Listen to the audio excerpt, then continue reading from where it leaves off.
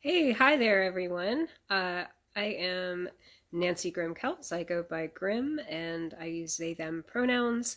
And I am a white non binary person with dark, curly-ish long hair. Um, and I am wearing a black sweater. And I'm just behind me is my front door. I think you can see. And welcome back to another episode of our music, our message behind our music, Get to Know Us. And today it's with Peace Russie. We just released a digital EP of remixes of So Nice Yesterday's album Chant. So it's called Chant Plus, and you can find it on our Bandcamp, Grimalkin Records, and also Peace Russie's Bandcamp. And if you're not sure how to get there, there is a link in our bio that you can check out. So I'm going to bring Peace Russie on now.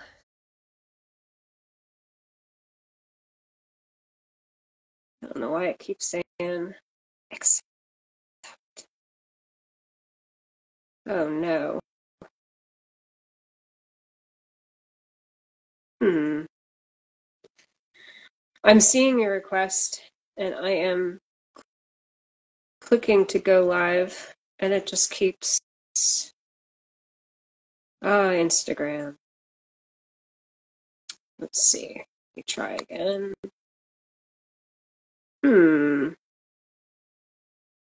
Let me try.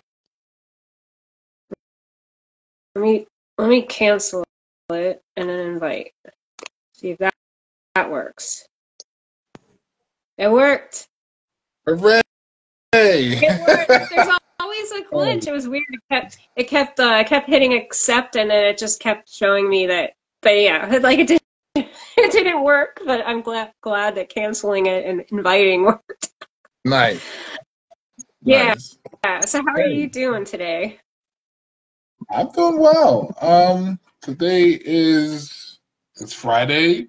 It's release day. It's Bandcamp Friday. Today's Oh a good yeah. day, you know.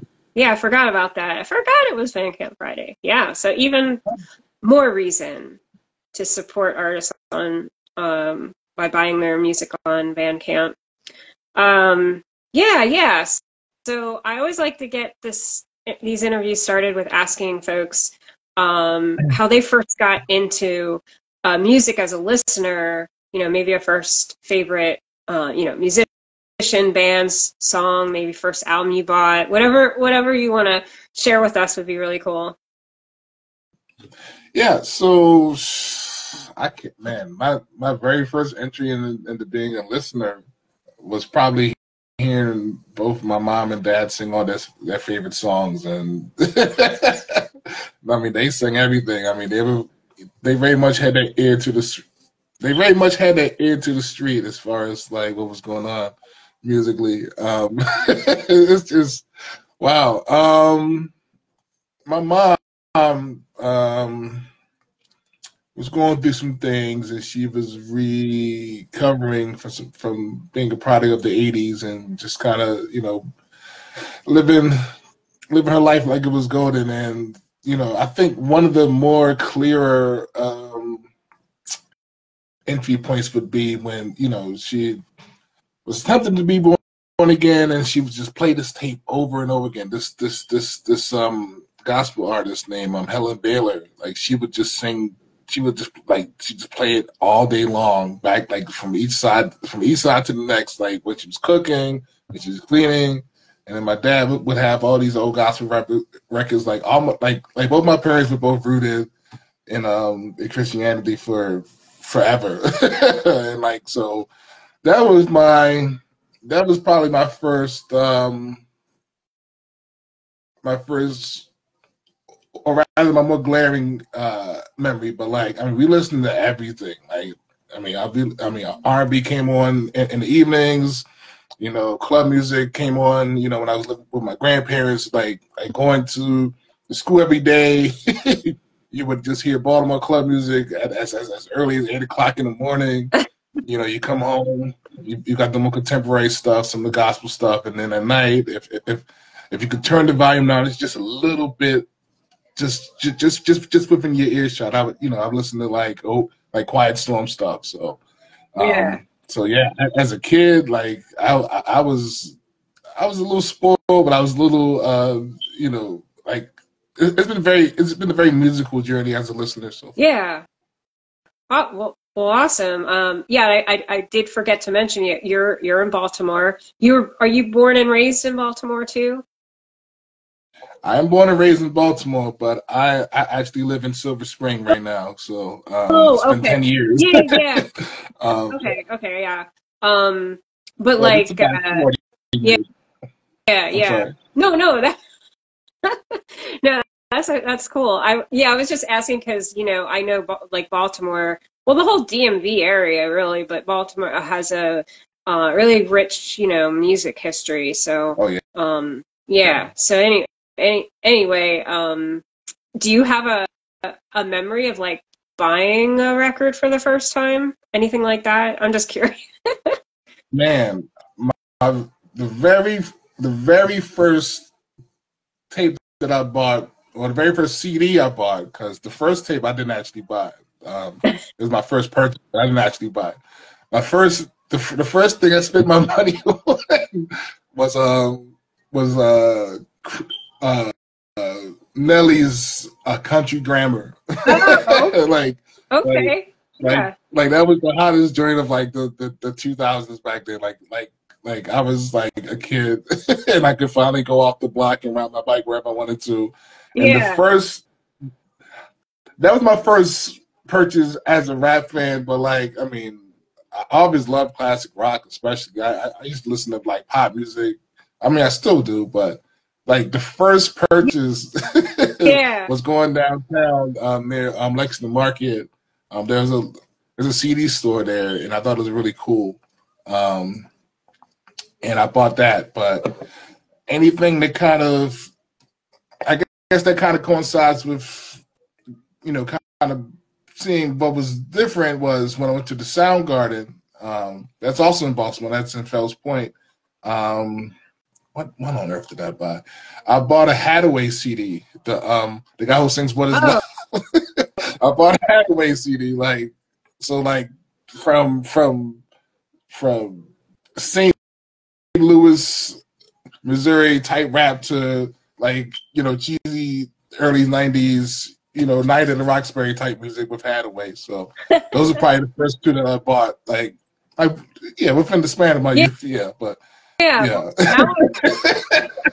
It's always funny to think back on that stuff. I was wondering, like, so now I'm really curious. So you said the first thing you had was a tape, though, that somebody got you. What was that? Or you don't have, if you want to share it. So my first tape was definitely Whitney Houston. It was a Whitney Houston tape.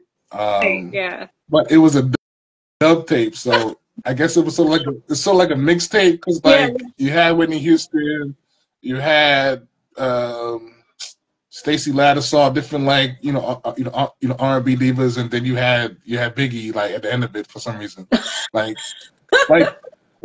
in the age of like bootlegs, like you really had to know who was legitimate because like you would buy a CD that said one thing and then you get like a whole B-side of extra songs just to fill up space to burn the disc, or if somebody dubbed you a tape, like if they say it's that, it usually is that, but you do get a little bit of extra content to it. But it was definitely Whitney Houston's. It might have been her greatest hits at that point. Like this was like a while ago, but yeah, that was the first tape that I received, and I used to freeze batteries to make sure that my tape ran as long as it could. I was riding my bike, and then it was also my first take into like chop and screw music, like with the voices of pitches down and like everything starts to slow down. But that was only because the batteries were starting to die, so like the voices started to like go slower because the machine just started to just like slow down a little bit and it just died. So, yeah.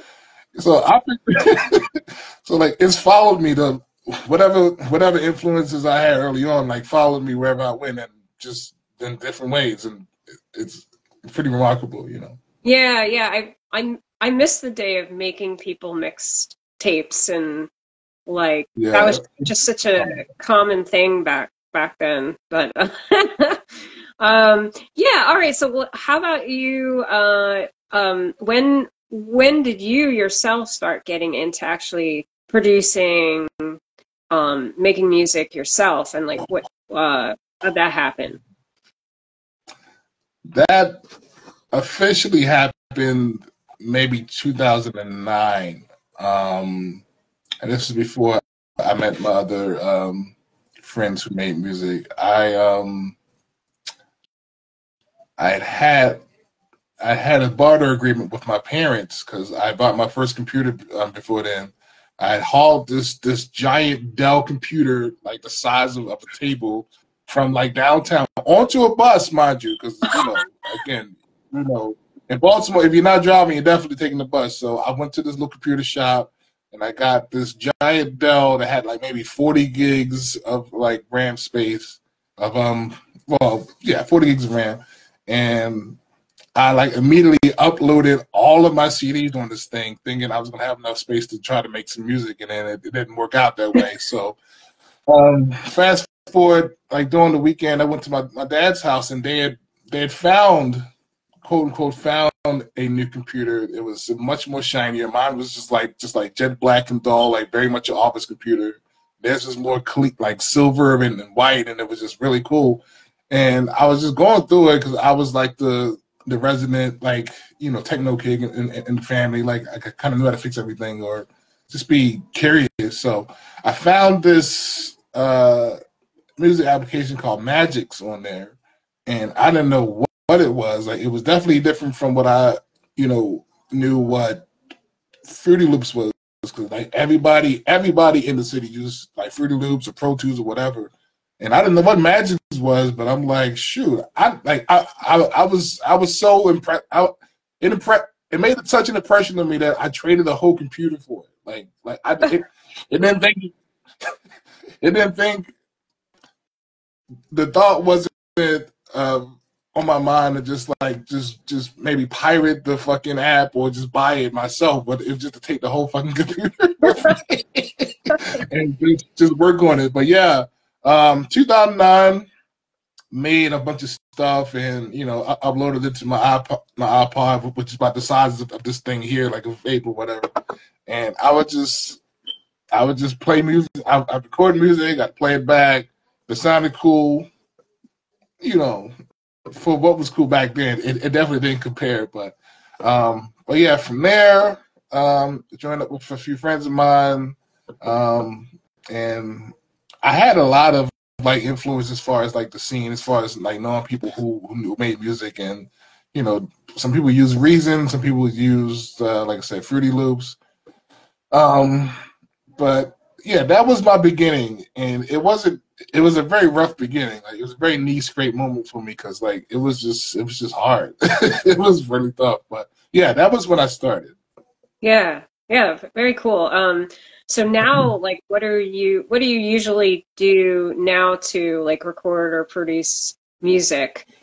Well, right now, through the grace of being meticulous and having all these musical influences with me, I still use the computer largely. Like, I largely do everything on the computer. I use Logic, so I went from Magix to Ableton, which didn't work out because I had like a little drum pad to work with it. That didn't work out, and then I had the laptop, and that didn't work out. So I went ahead and updated to Logic Pro on Mac. This is my dog here. Say hi, y'all. This is Dilla. Oh, Say hey, hi. how cutie. Cute. Yeah, somebody's thirsty right now. Give me a moment. But yeah. Okay. So we use Logic. Gotta make sure.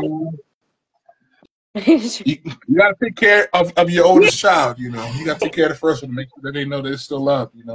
But yeah, everything's been digital. Or like a DAW, like a digital audio workstation. Like, everything's been made through that, whether it's stock or samples or whatever. So I mean, it can be a really tedious process, but it is pretty efficient for me because, like, I mean, growing up in a musical environment doesn't necessarily mean you go around musicians. You just go around just the influence of how music made you feel in the circumstances of Yeah. life and shit. So Yeah. yeah, so mostly logic. Yeah. Cool. Well, that's cool. And I know like recently you've been doing a bunch of different like remixes of different artists that are women, and you were doing some project around that, and I'd Yeah. be curious to hear more about that, and also like what what is remix are making remixes like your first love, or is it like or is it pretty much down the middle with like creating new music versus remixing other people's music, or yeah, whatever you want to say about any of that. It goes hand in hand because, not to take away from the artistry or the original intent of like any of the artists that I've mixed or whatever. I mean, it was never my intent to just, strip any integrity out of anybody's music.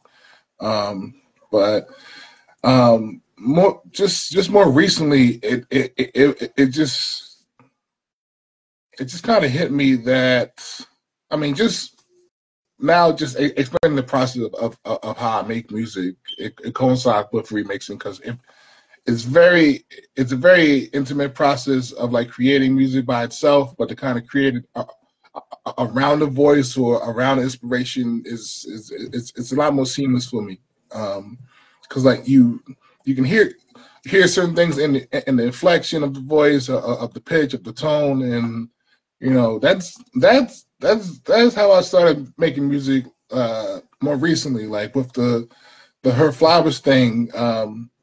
That was well, the mission for that was basically to highlight the women of the Baltimore music community. That's been a tagline since it started. It'll be about a year.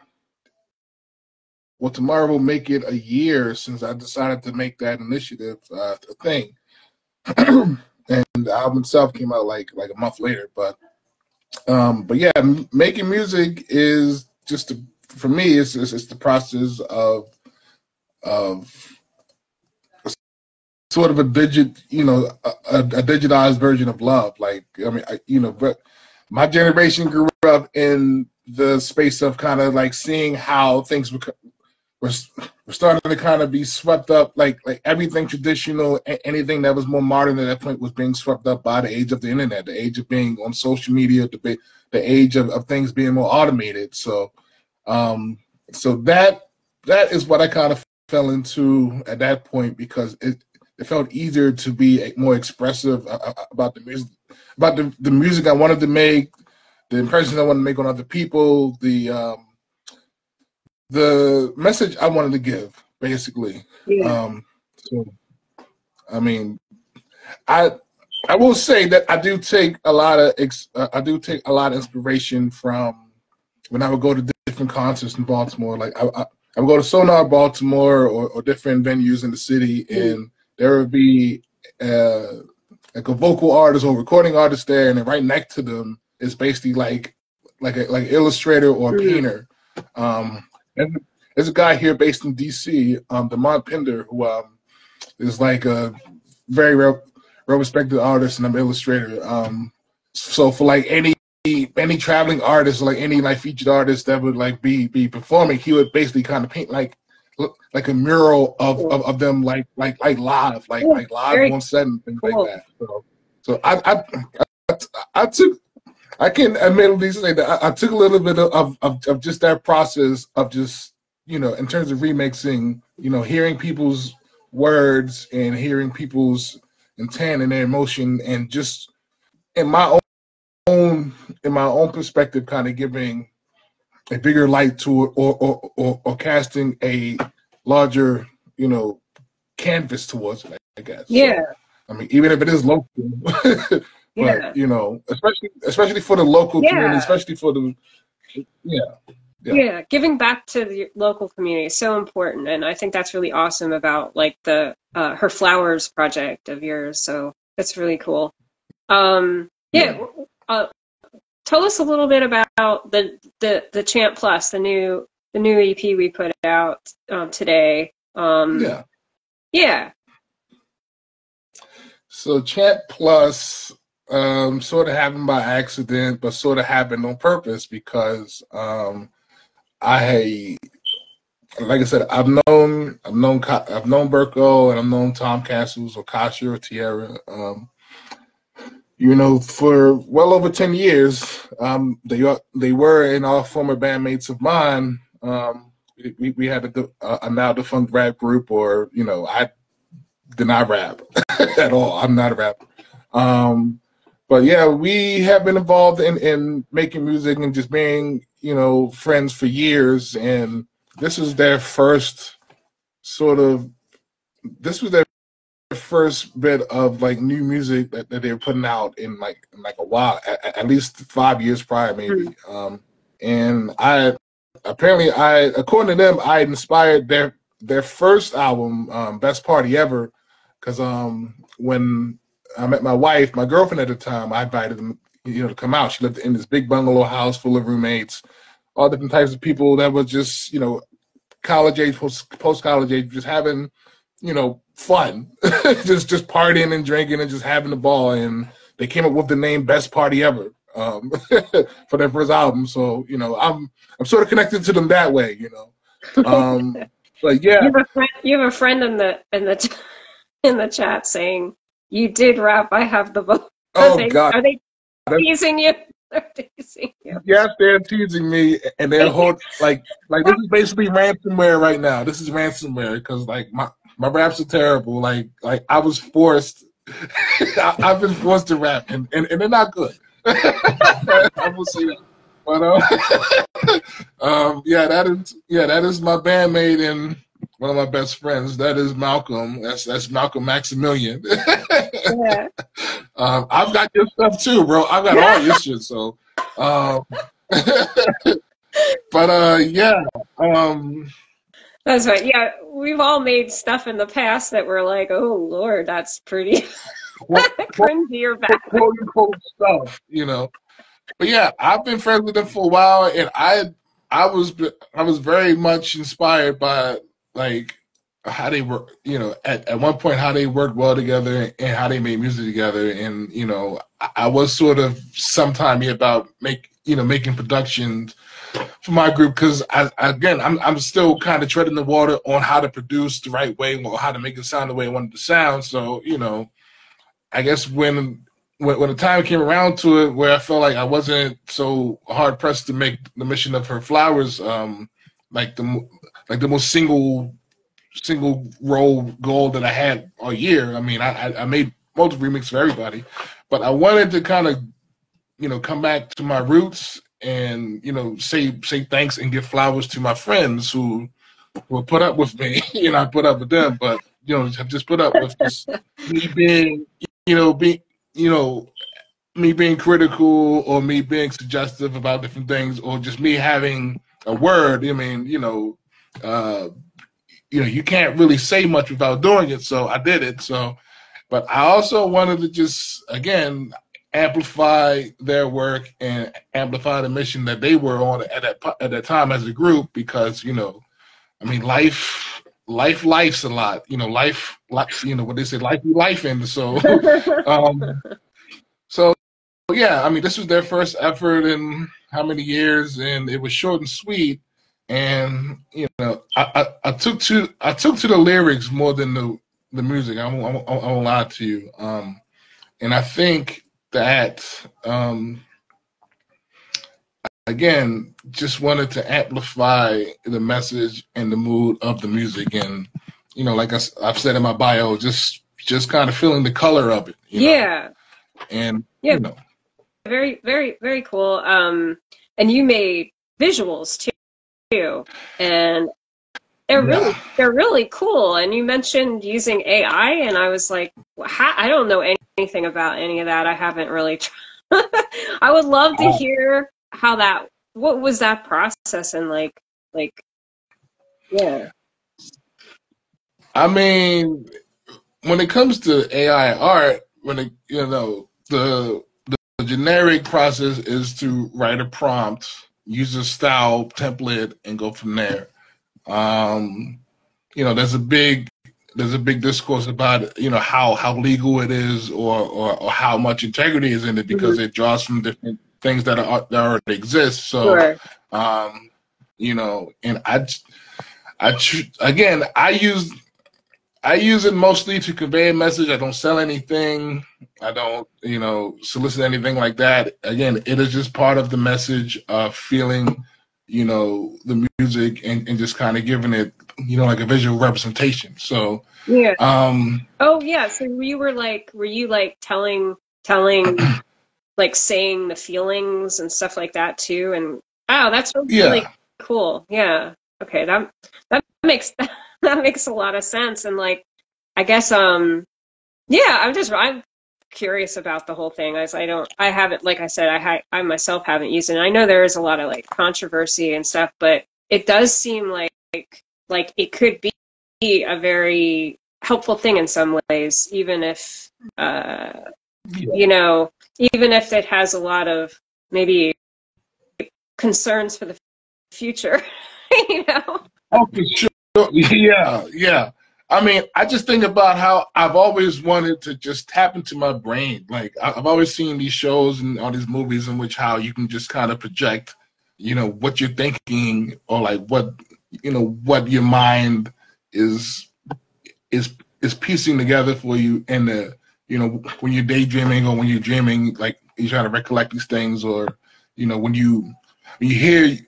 When you go to a concert for the first time, and you hear like a song, and it just moves you, and like, you know, you can listen to that song over and over again, and you know exactly where you were, you know exactly what you ate, you know exactly how you felt in that moment. Yeah.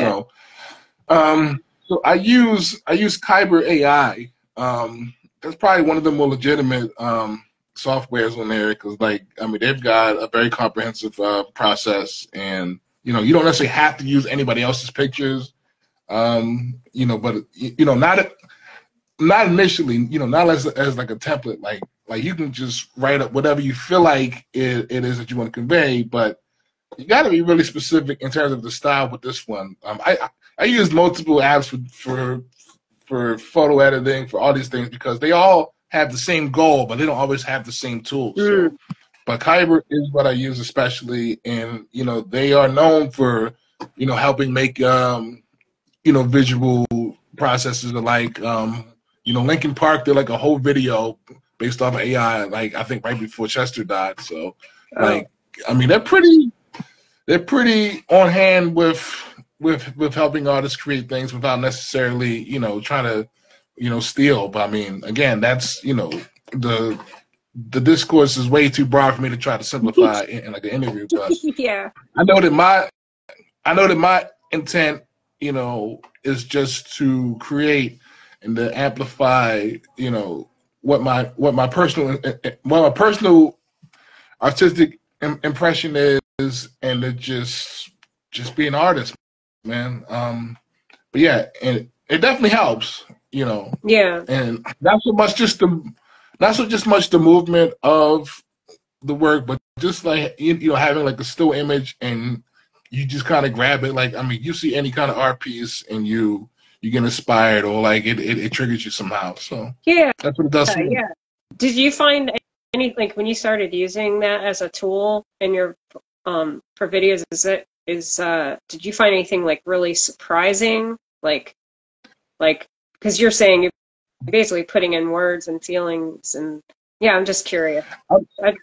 I mean, I will say that again, Kyber being the more centerpiece for the, you know, one of the tools I use, I do know for sure that there is some integrity in it. So like, there's not like a lot of like, they made me think suggestive, like the Good Lord video is very suggestive. It's very comical. It's very, you know, explicit, but you know, there's no use of violence. There's no use of hate. There's no use of like you can't write certain words into the prompt that would suggest, you know, harm or violence against anybody or anything. Yeah, You know, I see what you're saying. so, you know, you would have to be your vocabulary would have to be a little bit more elevated than saying, you know, so and so does so and so. Like, you know, you can't say certain things, or you can't suggest certain things to the AI because it'll immediately be like, nope, absolutely not. You can't do that. Like it's a thinking process, and you know the developers, you know, clearly made sure that they knew somebody, you know, if somebody were to you know, say something off color or whatever, suggest something off color, then it'd be a lot of shit for both of them. You know, both the developer and the consumer, the customer. But no, I mean, in terms of that medium, that is what I use. You know, as far as the music, I don't know how the hell to use Chat GTP. I don't know how to use Chat GPT specifically. I'm not really a big texter. Like my hands are just huge. So like my phone is about the size of my hand here. I don't know if you can see it, but yeah. So like my wife actually, like I'm put on blast. She actually wrote at last minute like a reception speech with like with the AI prompt. Yeah, I got you know, you. but like she just wrote it out, and it just kind of read out everything for them, like for the specific, you know, couple that was getting married, and like I think that's pretty phenomenal. You know, but you know, not so much in terms of like plagiarism or like, you know, kids in college and school, you know, writing their own, you know, like something resourceful, especially as spontaneous as it was. I think that works. But yeah, I think but it can AI's be never a helpful tool. You know, it can, and hopefully we get a grip on it before it's. I know, right? I don't have too much. I don't have any faith in our government whatsoever. So. Listen, Skynet is here. You know, we are in the Matrix. But yeah, Right. yeah, that is how I use my red pill logic to create something more. No, I don't have any red pill logic, but no, that is how I've been expressing my art recently. I'm sorry. Oh, listen. Me and my FBI agent go through it every week on my phone. You know, my phone has been cracking recently. I just wave or just say good morning, whatever. You know, I'm keen as a whistle. But yeah, so back to the interview. Thank you again for just having me. Let me just say that. You know, I've been doing this for a while, and I know that you should be asking questions, and I do want to.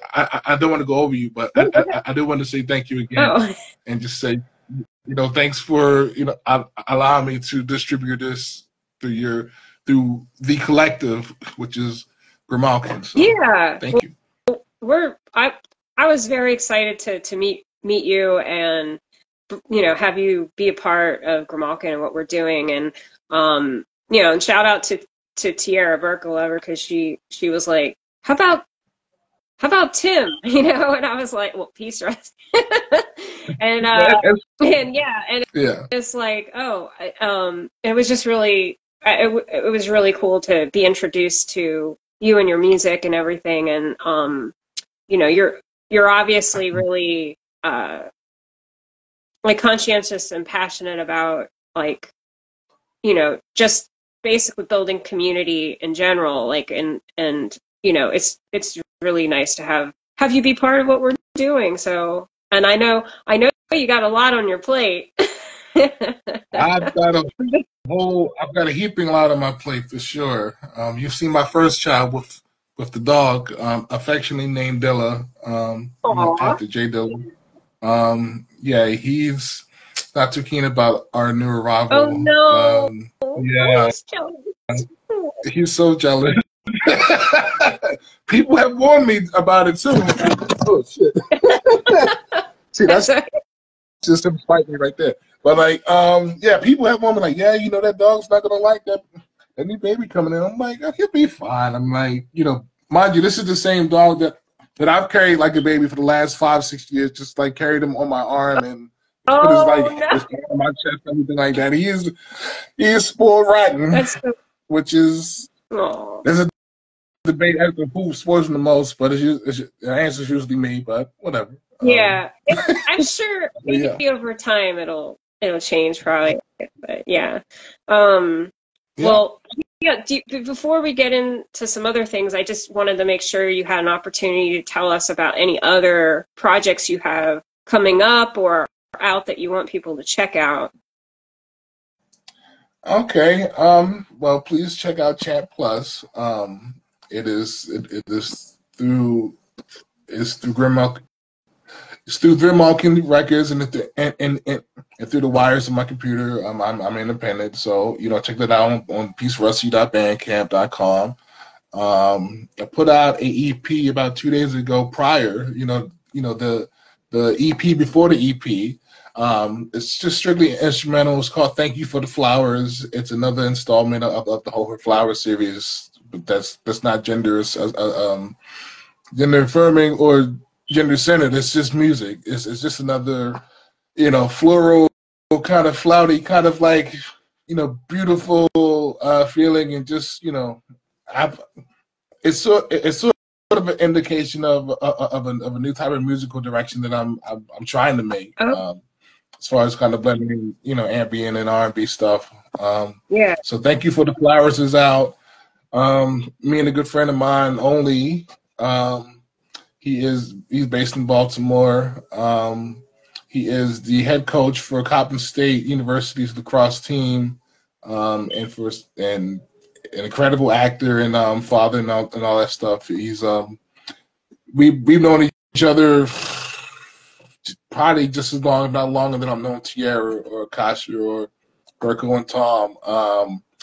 And he put out a album in 2022 called 3 a.m. on 83 under his own imprint. So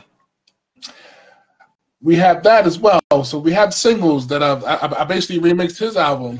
I keep remixing everything. I don't know why. But for him, it was me doing the inspiration for that was to do a proper service to him, because like we cross paths every few years, and we're always talking about making music or making something work, and I always had some excuse, or we always had something else, or we had a kid, or I moved to Silver Spring and my car dies in the middle of the highway, whatever.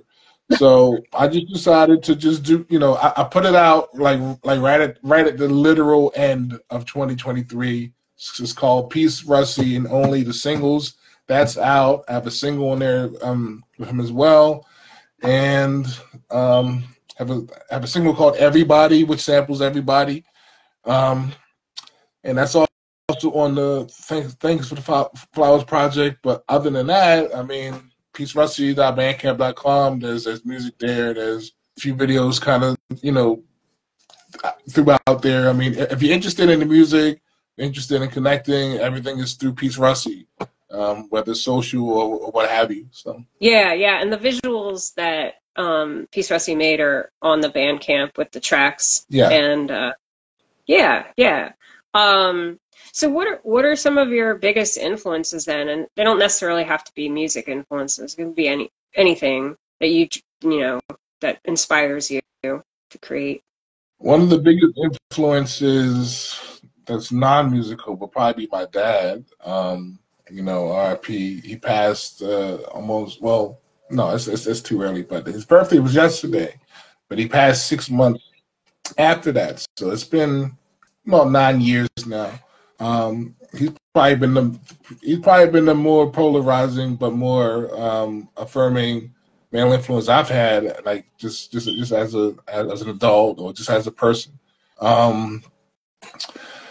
Let me see. I'm trying to think. My wife, she's very inspirational. She's my third ear through all of this. So like, it's a true testament of faith, and it's just pure luck that her ears haven't bled out from, if there's too much distortion or too much compression in the music. She's my very best friend, and again, today marks 10 years since we met, and officially we'll be like together at the end of the month, but it's 10 years. So. But as far as an artist on on a more relevant note, I don't have one single person specifically, but I do know that some of my favorites in terms of productions always been like Knife Wonder or MF Doom or you know, I mean, there's just way too many to name that I don't follow a specific template or specific influence, but like, you know, anything within the underground and anything within the obscure, the alternative, especially in the rap space. You know, and even some house influences. I mean, again, I'm from Baltimore. My more recent influences has been Baltimore club music, has been house music, has been, you know, just anything that is a little bit more lighter than what we're going through now. Like there's just like trap music and gangster rap. Nobody says gangster rap anymore. What am I talking about? Like modern day rap has its place, but it doesn't have it also doesn't hold that much of influence. But the stuff that comes from the soil, it comes from the local space, whether it's the DMV, whether it's Virginia, whether it is Baltimore, especially. I have a lot of influences and a lot of people that inspire me there as well. So Yeah. yeah. Yeah, very cool.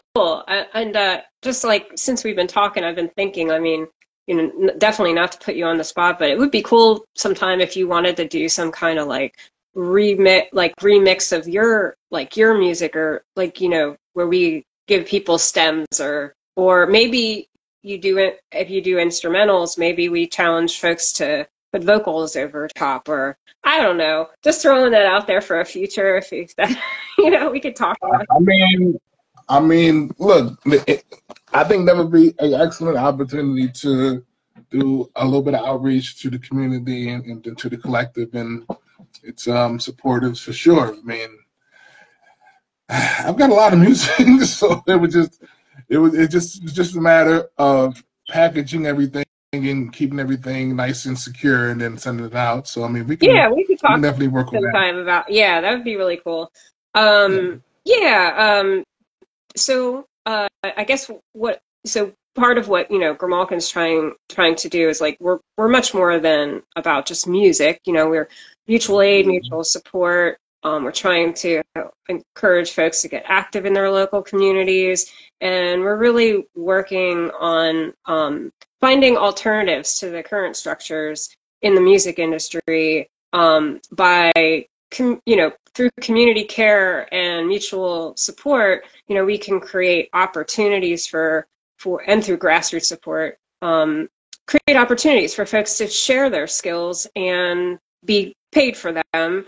And so eventually, like, hopefully we can get to a point where we can make a living wage. And I really strongly feel like we have proven that it can work. It's just we need more folks to contribute, you know, money, resources, connections, for us to actually get to a point where our community is able to make a living wage from being an artist. But, you know, to throw out some examples, some numbers or whatever, you know, in 2022, we were able to provide opportunities through workshops, production, mentoring, Skillshare, music, obviously music releases, shows, and other events.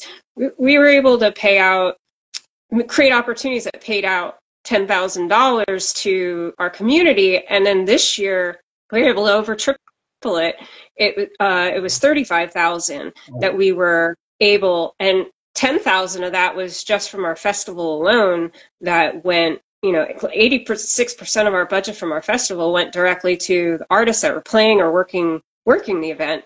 And I just, you know, we're making the progress, and it can be done. I mean, obviously we're far away because 35,000 isn't even, I don't even know if that would be, I guess in today's world, you know, it's not, you know, somebody makes that as a salary. It's not like an amazing salary for just one person, but yeah, you know, we're showing like it can happen when we work together.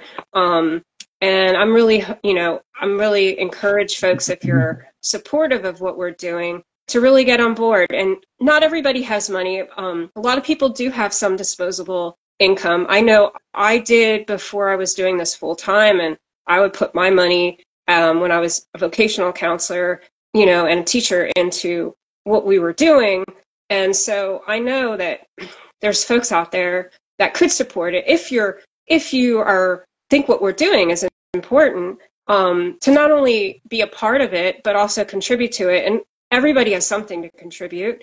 You know, you might not have money, but you might have other types of resources or people that you know. Everyone has something, a skill to share, and that's really what we're about. Is like we need to come together and, you know, share these things so that eventually we're taking care of each other, making sure we're able to live, you know, a decent life, making a living wage. And the current structures in music will just be kind of like obsolete to us, because it won't matter that streaming doesn't pay. It'll be like we're taking care of each other over here, you know. So we might, maybe, you know, people will still participate in some of these things, but it won't be like we don't need that or hope to have, because I feel like a lot of the times we've approached, you just feel so, I know for me, I felt very powerless, you know. So a lot of times you feel really, really powerless because you can vote, but like realistically, you know, like how are we really going to change, you know, how can we really make change? And when I started to shift my perspective into thinking about what I can do instead of what I can't do, you know, it changed things a lot, because now I feel like I'm, you know, taking back power, because I'm going to do this thing and I'm going to participate in this community and, you know, toward making things more like we want them to be. And I got the, you know, we all have that kind of power. And anyway, I guess that's something I've been thinking about a lot lately. I didn't mean to make it like a lecture, but I guess what I really like to hear from everybody, or from that we bring on, is like, what are your feelings about the music business and industry, and like, what do you think needs to change? And yeah, whatever you want to talk about. It could be regional too. Like, I know that specific communities have also their own issues, you know, like Baltimore maybe, or whatever. Well, I think that there is a single goal for any musician, or, you know, whoever's in that space of making music, and it's to be seen, it's just to make a lot of money, it's to have a sustainable lifestyle, it's supporting your family. I don't feel I'm at the liberty to really critique so much of my scene, because like I'm by and large, I live in the DMV. I'm born and raised in Baltimore. There are two very different things. They're two very different planets. Like 40 minutes from DC, maybe 45 an hour to Virginia, depending on where you go. I mean, the tribes, the realms, all of that is just different. Baltimore itself, I mean, they have, I think, some of the most amazing and the most colorful group of like artists and contemporaries like I've ever been exposed to, and it's not just like all one thing. And you know, despite the reputation of Charm City, or just, you know, the inner workings or the outer workings within it, I mean, there are people that, like you know, who have had the moonlight as, you know, working in different sectors, being educators, being parents, being supporters, being advocates. Like, I mean, it's very admirable just to be part of that, or at least just contribute to it. So I don't have that much critique, because it's an ongoing battle to just, you know, kind of get the message heard, you know.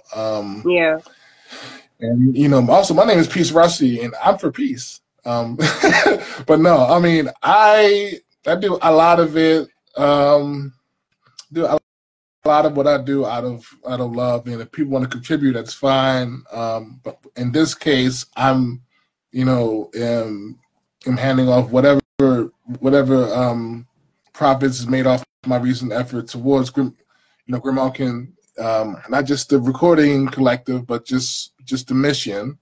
But yeah, I mean, would I like to get paid? Doing what I love, sure. I mean, but you're supposed to do it as if you'll never get paid. Like, you're supposed to be passionate about it anyway. But yeah, the scene itself is diverse. The politics itself is diverse. The discourse itself is very apparent. Like, people want to be heard, people want to get paid, and people want to be appreciated. I think that's one. I think that's one thing that we can all find common ground on. Yeah. Through everything else. So. Yeah, and how? So for those who don't know, PeaceRussie has he's donating the proceeds from this Chant Plus to Grimalkin, and that's not something we typically. Well, we definitely don't expect that. We do typically ask artists for the tape sales that we have on our Bandcamp to go to a certain org. But in this case, we decided to do like a digital only, and you wanted to donate the proceeds to us. And I guess it would be nice to hear like why did you want to do that, and how did you come to learning about us? I mean, I kind of know already a little bit, but not everybody else doesn't know. I mean, I just wanted to just give back to the community in which I'm new to, and I'm willing to give a big part of my life to a mission that I feel like I feel like that I'm connected to, as far as queer artists, as far as, again, art, art being a broad term, whether it's advocacy, whether it's rights, everything that's going on within the community now, the discourse of the world. I mean, I make music in my head. I hum it. I sing it in the shower. I create it on a computer. I mean, I can make these things and I can be expressive as best I can, but I feel like, being considerate enough to just give to, again, the community in which I've been accepted to through Grimalkin, and just trying to do what I can for any and all efforts that we can, provide for anyone else and any other the budding, individuals. I just felt like, why not? Well, we really appreciate it, and I know there's a few other organizations that you're have supported, or if you like to talk about that with everyone, that would be really awesome. Well, I will highlight two. We did talk about one a little while ago, but I will talk about the first one, which is a good friend of mine's organization she runs in Baltimore. It's called the Say Her Name Coalition. So they're fighting for the visibility and the livelihood of specifically Black women and femmes, but just women, female adjacent, women spectrum, and the full diaspora of womanhood and femininity. So they're like I'm sorry, my computer just died. But yeah, my friend Ebony is a very vocal leader and advocate of this code. Well, she's co-leader. I believe the other woman's name is Brittany. But yeah, they have been doing the work to help people from the ground for many years. They've provided clothing, they provided food, they provided feminine products, resources to pretty much everybody within that femme spectrum. I don't want to leave anybody out. But they have been doing quite a bit of work. I'm not sure what the more recent thing that the more recent event that they've had. I've been kind of off the cuff for a minute, but yeah, that is one that I support wholeheartedly. Not just her being a friend, but her being a clear leader making sure that the message is heard that, femmes, women and femmes and people on the spectrum of femininity or what have you, they get what they get what they need to get. They get what they deserve as far as love, as far as uplifting, as far as, not having to have the fear that their livelihood is being threatened because of who they are or how they look. Yeah. Yeah. That's but the other one, huh? No, that's okay. Go ahead. I just want to say, look, today's your anniversary, right? I see Yeah. I think your wife is in the. I think I'm taking up too much of your time. I know it's a special day. I didn't know that. We could have picked a totally different day. I did not realize that this was your. Well, congratulations to you both, and for Talia, your new baby and everything. Yeah, I was going to ask you about the lullabies and stuff, but I don't want you to be missing out on. You got to, celebrate your celebration. Well, let me speed this up real quick. So the other organization is called RAIN, R-Word, Abuse, and Incest National Network. I found out they're actually based in DC. So they're like right around the corner. So they've been out since like 94. And so I found that out again. I know my wife is here. She can attest that again. She surprised me with some tickets to see a one-man comedy show featuring Mick Foley, who was a wrestler or he's a former wrestler and a New York Times bestseller. He also writes children's books and he plays Santa Claus every year. But yeah, he had made mention to giving, if not all of, I'm not sure about the exact number, but all of the proceeds or a specific number of proceeds towards this organization. And I decided to support. And, it is, it's not just those particular acronyms or those, it's sexual abuse, domestic abuse, whatever constitutes itself as abuse. And, it's a very vulnerable spot to be in which, you don't feel like you have a lot of help, but they are aligned with the Department of Defense. They do run the Department of Defense safe helpline. They do all these different things to just kind of support people in those positions. So every 4th of July or leading up to 4th of July, which is my birthday, I always ask people to donate. You can go anytime you want to, and I can provide the website if you like. Yeah, I can. You can find it. I know you did share the link. Yeah, RAIN. I can include. It's basically RAIN with 2 N's, basically. So RAINN. So RAIN.org. But yeah, those are my 2.